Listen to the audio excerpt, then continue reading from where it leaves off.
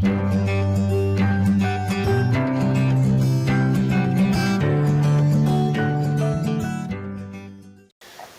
warahmatullahi wabarakatuh. Bertemu kembali dengan saya Siti Maryam. Di sini saya akan menyampaikan materi yang selanjutnya pada bab 6 setara kelas 10-11 dengan materi sistem hukum dan peradilan di Indonesia. Nah, di sini ada pengertian hukum. Nah, menurut Profesor Mr. E.M. Myers, hukum adalah semua aturan yang mengandung pertimbangan kesusilaan ditunjukkan kepada tingkah laku manusia dalam masyarakat dan menjadi pedoman bagi penguasa negara dalam melaksanakan tugasnya.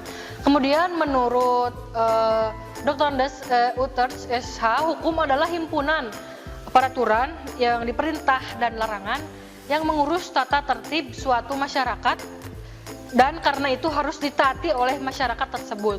Kemudian menurut SH Amin, hukum merupakan kumpulan peraturan yang terdiri dari norma, sanksi dengan tujuan mewujudkan ketertiban dan pergaulan masyarakat. Selanjutnya ada unsur-unsur dalam pengertian hukum. Yang pertama, peraturan mengenai tingkah laku manusia dalam pergaulan masyarakat. Peraturan itu diadakan oleh badan-badan resmi yang berwenang. Peraturan itu bersifat memaksa dan adanya sanksi yang tegas terhadap pelanggaran peraturan tersebut. Nah, bertolak dari pengertian sistem dan hukum yang telah dikemukakan di atas, yang dimaksudkan dengan sistem hukum adalah suatu kesatuan hukum yang berlaku pada suatu negara tertentu yang dipatuhi dan ditaati oleh setiap warganya. Nah, di sini ada tujuan dan fungsi hukum. Tujuan hukum pertama apa? Yang pertama, mendatangkan kemakmuran dan kebahagiaan kepada rakyatnya. Yang kedua, mencapai keadilan dan ketertiban. Ketiga, ada mengatur dan pergaulan hidup manusia secara damai. Ada memberi petunjuk bagi orang-orang dalam pergaulan masyarakat. Menjamin kebahagiaan sebanyak-banyaknya kepada semua orang. Dan untuk mencapai keadilan yang seadil-adilnya. Fungsinya adalah yang pertama, sebagai perlindungan untuk melindungi masyarakat dari ancaman dan bahaya. Kemudian fungsi keadilan hukum sebagai penjaga. Yang ketiga ada dalam pembangunan hukum, digunakan sebagai acuan penentu arah, tujuan, dan pelaksanaan pembangunan. Yang terakhir ada sebagai fungsi kontrol sosial. Ciri dan unsur hukum. Ciri-ciri hukum yang pertama ada berisi perintah dan larangan. Kemudian hukum itu tidak sewenang-wenang. Siapa yang bersalah itu yang akan dihukum.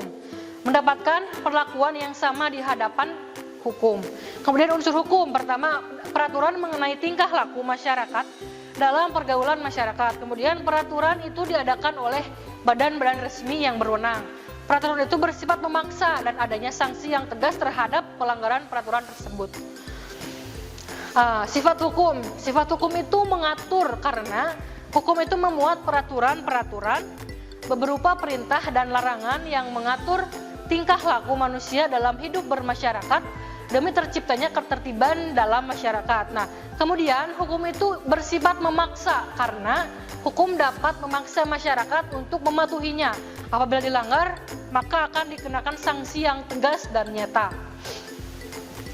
Selanjutnya ada penggolongan hukum di sini. Pertama, wujudnya hukum itu apa? Wujudnya itu tertulis dan tidak tertulis. Kemudian ruang hukum. Pertama ada lokal, nasional, dan internasional. Waktunya ada ius constitutum, ada ius contingendum, dan ada hak antar waktu. Ada hukum pribadi di sini yaitu mencakup satu golongan, semua golongan, dan antar golongan. Kemudian isi dari hukum pertama ada isi hukum publik dan isi hukum private atau perdata. Hukum publik apa aja? Di sini ada hukum tata, hukum administrasi, hukum pidana, dan hukum acara. Kemudian ada hukum perdata atau private. Di sini ada hukum perorangan, hukum keluarga, hukum kekayaan, dan hukum waris. Tugas dan fungsi hukum. Di sini ada material dan formal. Secara formal bertugas sebagai pidana formal dan pidana perdata formal. Selanjutnya perbedaan hukum pidana dan perdata.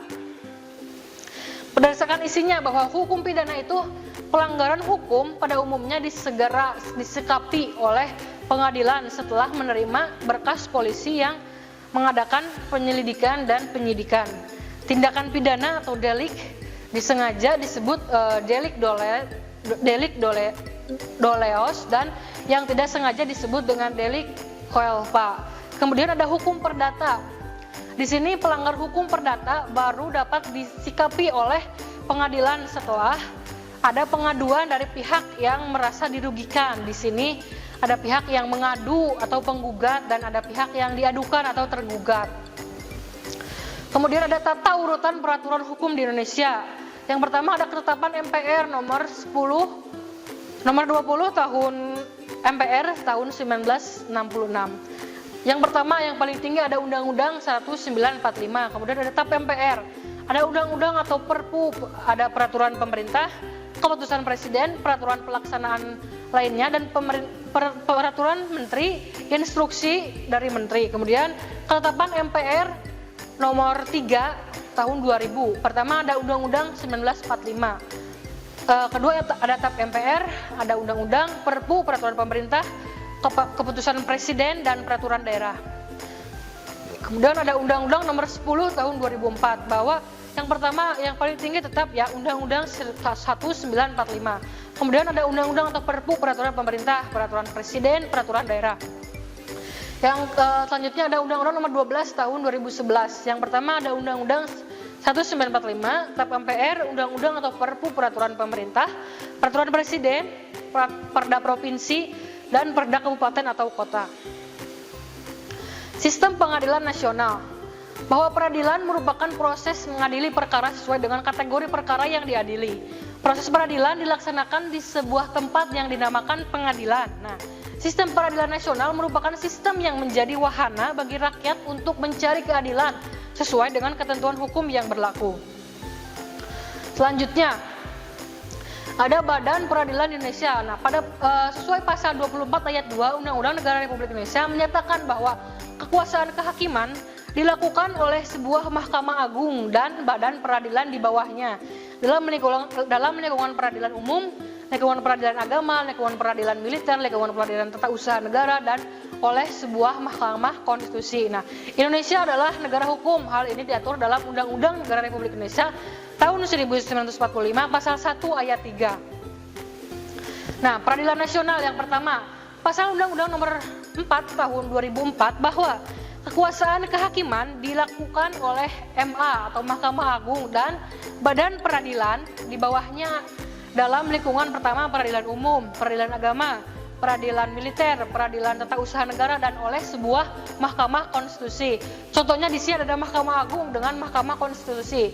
Kemudian ada pengadilan tinggi atau umum atau sipil, pengadilan tinggi agama, pengadilan tinggi militer, pengadilan tinggi tata usaha negara, pengadilan negeri umum atau sipil, pengadilan agama, dan turunan ke bawahnya. Selanjutnya ada peradilan umum. Nah, peradilan umum itu berwenang menyelesaikan perkara pidana dan perdata. Nah, kekuasaannya itu di lingkungan peradilan umum dilaksanakan oleh pengadilan negeri untuk wilayah kabupaten atau kota dan pengadilan tinggi untuk wilayah provinsi. Selanjutnya ada peradilan agama. Peradilan agama berwenang menyelesaikan perkara perdata di bidang tertentu atas permohonan orang yang beragama Islam. Penyelesaian perkara yang ditujukan misalnya sengketa yang berkaitan dengan nikah, talak, rujuk, dan perceraian. Kemudian kekuasaan peradilan di lingkungan peradilan agama dilaksanakan oleh pengadilan negeri agama untuk wilayah kabupaten atau kota dan pengadilan tinggi agama untuk wilayah provinsi. Selanjutnya ada peradilan militer. Nah, peradilan militer ini berwenang untuk menyelesaikan perkara pidana militer atau tentara. Kekuasaan peradilan di lingkungan peradilan militer dilakukan oleh Mahkamah Militer untuk wilayah kabupaten atau kota dan Mahkamah Militer Tinggi untuk wilayah provinsi. Selanjutnya ada peradilan tata usaha negara. Nah, peradilan tata usaha negara ini atau PT-UN atau peradilan administrasi negara ini berwenang mengadili perkara tata usaha negara atau administrasi negara. Kekuasaan peradilan tata usaha negara dilaksanakan oleh pengadilan negara tata usaha negara untuk wilayah kabupaten atau kota dan pengadilan tinggi usaha negara untuk wilayah provinsi. yang termasuk ruang lingkup dalam kompetensi mengadili dari PT UN atau Pengadilan Tinggi Tata Usaha Negara. Yang pertama bidang sosial, yaitu gugatan atau permohonan terhadap keputusan administrasi tentang penolakan permohonan suatu izin. Kemudian ada bidang ekonomi, yaitu gugatan atau permohonan yang berkaitan dengan perpajakan, merek, agraria, dan sebagainya. Kemudian ada bidang fungsional publik, yaitu gugatan atau permohonan yang berhubungan dengan status atau kedudukan seseorang, misalnya bidang kepegawaian, pemecatan, pemberhentian, hubungan kerja, dan sebagainya. Terus yang selanjutnya ada bidang HAM, yaitu gugatan atau permohonan yang berkaitan dengan pencabutan hak milik seseorang, penangkapan dan penahanan yang tidak sesuai dengan prosedur hukum. Selanjutnya ada peran lembaga-lembaga peradilan. Yang pertama ada pengadilan negeri tingkat pertama. Fungsinya itu yang pertama pengadilan negeri pertama itu untuk memeriksa tentang sah atau tidak sahnya suatu penangkapan atau penahanan yang diajukan oleh tersangka, keluarga atau kuasanya kepada ketua pengadilan dengan menyebutkan alasan-alasan tersebut. Tugas dan wewenangnya pengadilan negeri adalah pertama memeriksa, memutus, menyelesaikan perkara pidana dan perdata di tingkat pertama. Nah, tindak pidana yang memeriksakannya harus didahulukan, yaitu pertama korupsi, terorisme, narkotika atau psikotropika, pencucian uang atau yang ditentukan oleh undang-undang, dan perkara yang terdakwanya berada dalam rumah tahanan negara.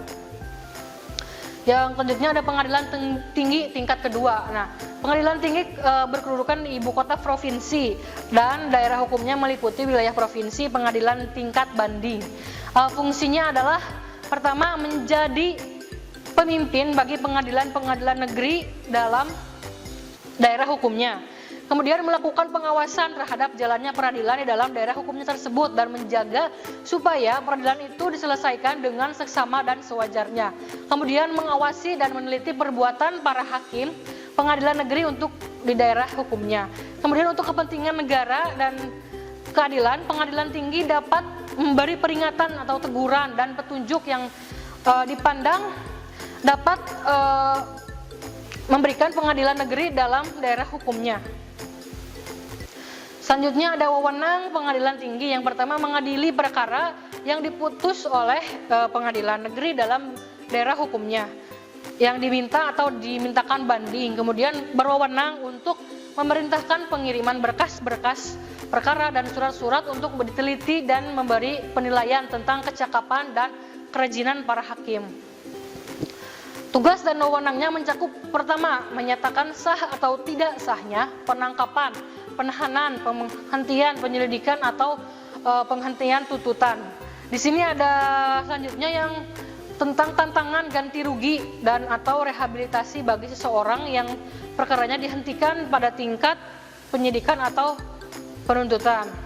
Selanjutnya memberikan keterangan, pertimbangan dan nasihat tentang hukum kepada instansi pemerintah di daerahnya apabila dimintai ya. Kemudian mengadakan pengawasan atas pelaksanaan tugas dan tingkah laku hakim, panitera, sekretaris, dan jurusita di daerah hukumnya. Kemudian melakukan pengawasan terhadap jalannya peradilan dan menjaga agar peradilan diselenggarakan dengan seksama dan sewajar-wajarnya. Kemudian memberikan teguran dan peringatan yang dipandang perlu dan tidak mengurangi kebebasan hakim dalam meriksa dan memutus perkara. Melakukan pengawasan atas pekerjaan notaris di daerah hukumnya dan melaporkan hasil pengawasannya kepada Ketua Pengadilan Tinggi, Ketua Mahkamah Agung, dan Menteri yang tugas dan tanggung jawabnya meliputi jabatan notaris. Nah, di sini ada wewenang Mahkamah Agung. Yang pertama untuk memeriksa dan memutus permohonan kasasi terhadap putusan pengadilan tingkat banding atau tingkat terakhir dari semua lingkungan peradilan. Kemudian memeriksa dan memutus sengketa tentang kewenangan mengadili. Kemudian ada memeriksa dan memutus permohonan peninjauan kembali putusan-putusan pengadilan yang telah memperoleh kekuatan hukum tetap. Kemudian menguji secara materi hanya terdapat peraturan perundang-undangan di bawah undang-undang, meminta keterangan tentang hal-hal yang bersangkutan dengan teknis peradilan dari semua lingkungan peradilan, memberi teguran atau peringatan yang dipandang perlu kepada pengadilan di semua lingkungan peradilan dengan tidak mengurangi kebebasan hakim dalam memeriksa dan memutus perkara. Selanjutnya, memeriksa dan memutus permohonan peninjauan kembali pada tingkat pertama dan terakhir atas putusan pengadilan yang telah memperoleh kekuatan hukum tetap. Nah, di sini ada Mahkamah Konstitusi. Mahkamah Konstitusi sesuai dengan Undang-Undang Nomor 24 Tahun 2003 memiliki wewenang dan kewajiban. Yang pertama, wewenangnya apa? Wewenangnya itu adalah untuk mengadili pada tingkat pertama dan terakhir yang putusannya bersifat final untuk menguji undang-undang terhadap undang-undang dasar, memutus sengketa kewenangan lembaga negara yang kewenangannya diberikan oleh Undang-Undang Dasar 1945, memutus pembubaran partai politik dan memutus perselisihan pemilihan umum. Kewajibannya apa? Yaitu untuk memberi putusan atas pendapat DPR mengenai dugaan pelanggaran oleh presiden dan atau wakil presiden menurut Undang-Undang 1945. Sekarang sikap yang sesuai dengan hukum apa saja sih? Yang pertama, jelas ya, harus menaati peraturan-peraturan yang berlaku dalam suatu masyarakat, dalam pemerintahan dan dalam golongan. Berjiwa tolong menolong, kemudian saling mengasihi antar sesama manusia, saling menghormati secara sesama manusia, menjaga ketertiban hukum, tidak berbuat keributan, tidak main hakim sendiri, dan siap menjadi saksi jika mengetahui kejadian atau perkara hukum tersebut. Nah, itu yang bisa saya sampaikan. Kurang lebihnya saya mohon maaf. Terima kasih. Wassalamualaikum warahmatullahi wabarakatuh. Kunjungi sosial media lainnya seperti website kami di pkbmalfata.com, Facebook PKB Malfata Manunjaya, Instagram PKB Malfata Official. Dan terima kasih telah klik video ini. Jangan lupa like, comment, share, dan subscribe untuk menunjukkan dukungan kamu terhadap channel ini. Enjoy the video PKB Malfata.